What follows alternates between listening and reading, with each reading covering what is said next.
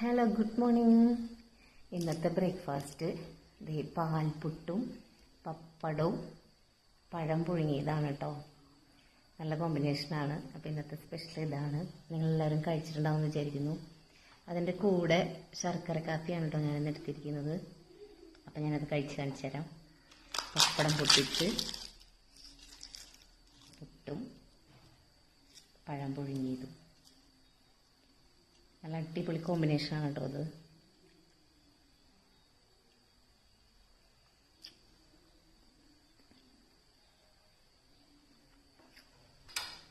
പാൽപുട്ടിൻ്റെ recipe വളരെ സിമ്പിളാണ്. സാധാരണ പുട്ടുപൊടി നനയ്ക്കും പോലെ തന്നെ നനച്ചിട്ട് അതിനകത്തേക്ക് ഗ്രേറ്റ് ചെയ്ത ക്യാരറ്റും പിന്നെ കുറച്ച് പാൽപ്പൊടി ഉണ്ടല്ലോ, നമ്മൾ പാൽ ചായയൊക്കെ ഉണ്ടാക്കാൻ വേണ്ടി ഉപയോഗിക്കുന്ന പാൽപ്പൊടിയും കൂടി ചേർത്ത് കുഴച്ച് സാധാരണ പുട്ട് പോലെ തന്നെ ചിരട്ടപ്പുട്ടിൻ്റെ അച്ചിലാണ് ഞാൻ ഉണ്ടാക്കിയത് കേട്ടോ. സാധാരണ പോലെ പുട്ടുകുറ്റിയിലും ഉണ്ടാക്കാം.